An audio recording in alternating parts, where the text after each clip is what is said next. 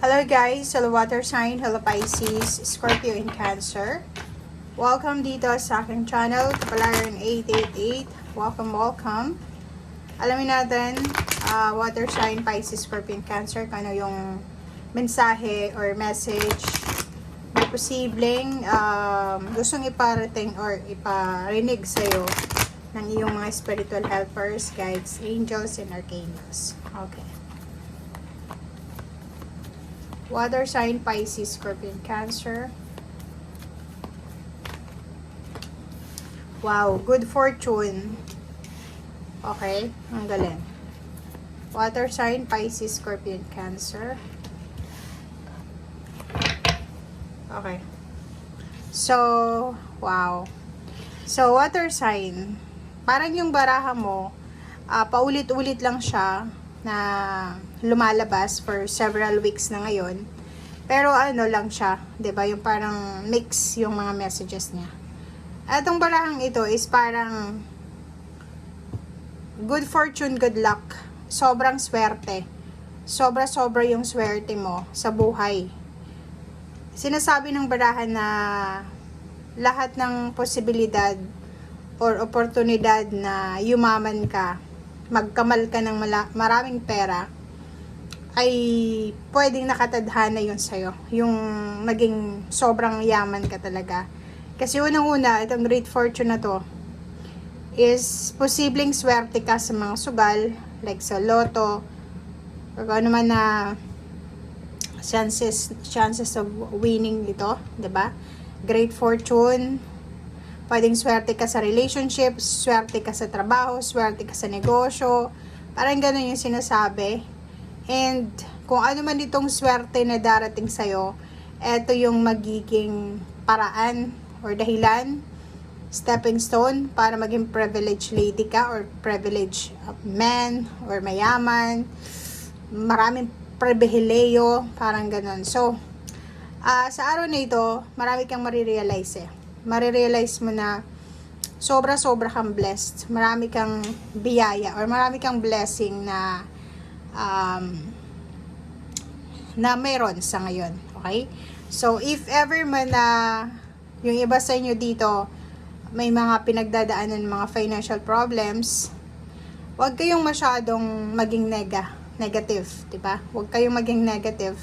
Kasi sinasabi ng barahan na lahat ng mga pinagdadaanan mo, mapahirap man yan, mapa-stagnation, restrictions, or kano pa man, ay may paraan, may solusyon. So, unang-una, pwede nating iasa sa swerte yung buhay natin. 'Di ba? Yun yung sinasabi ng baraha dito eh. Pangalawa, pwede mong iasa sa sipag at tiyaga mo. So, ibig sabihin, ano man ang sitwasyon mo sa buhay, mapa-down man, mapa-low, mapa-up or down, kailangan mong isipin na lahat na nangyayari sa buhay mo ay may solusyon. 'Di ba? And kung hindi mo susolusyonan ang isang bagay, hindi mo mare-resolve ito. So, yun na nga yung sinasabi na maraming posibilidad na yumaman ka, swertehin ka.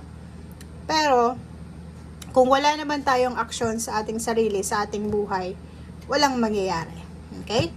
So, today, if naghihintay ka ng pera, or pwedeng ways or paraan para kumita ng pera, para matapos na tong paghihirap sa financial, posibleng makakakuha ka ngayon ng impormasyon or pwedeng balita tungkol dyan. So, kung may naghihintay ng pera sa inyo, bayad sa utang, or may mga inaalala kayo tungkol sa pera, sinasabi na parating na yung victory and success, yung solusyon, yung paraan para dyan.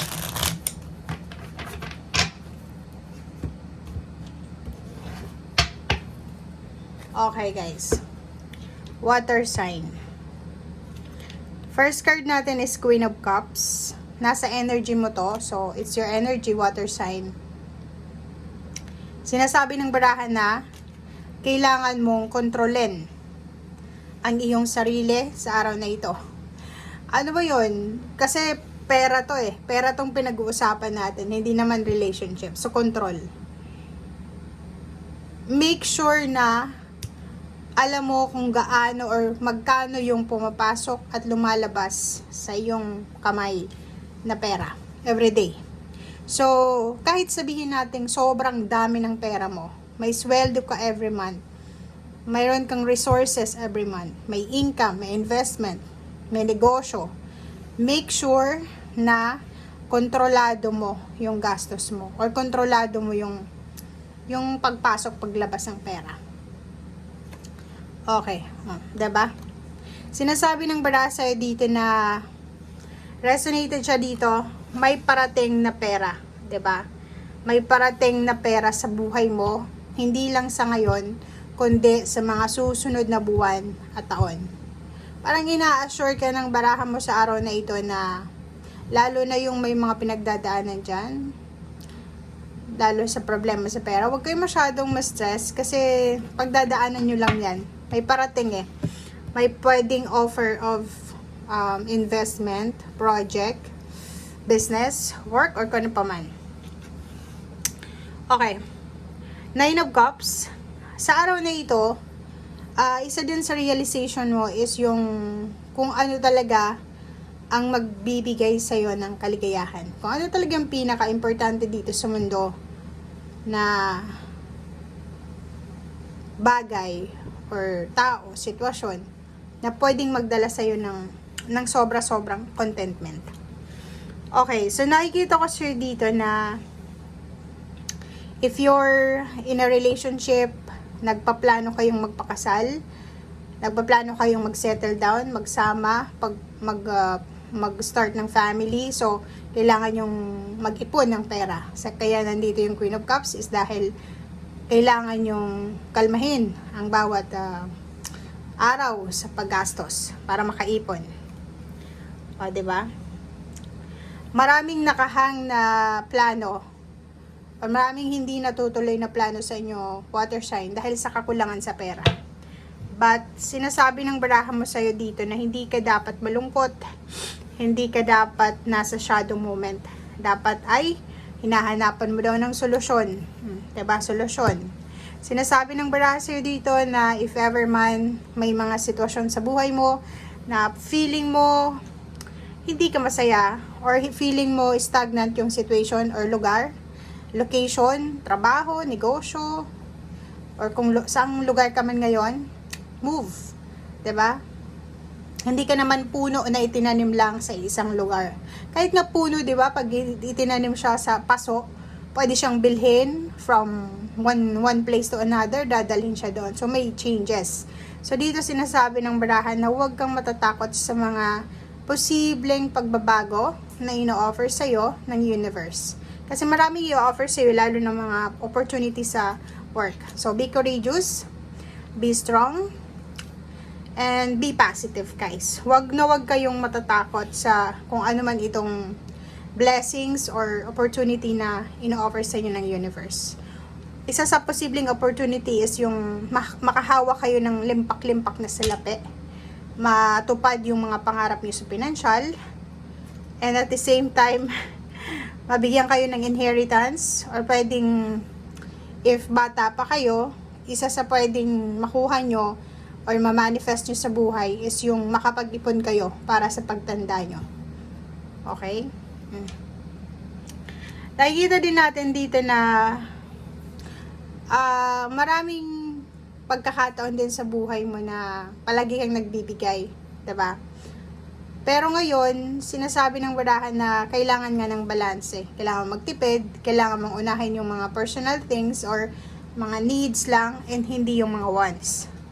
And nakikita ko siya dito, maraming tao sa buhay mo na ang pakiramdam nila, sobrang blessed ka financially and emotionally. Kaya, bala ka nilang utangan, hinga ng pera or kano pa man. Pero yun na nga, yung sinasabi ng baraha, mag-iingat ka.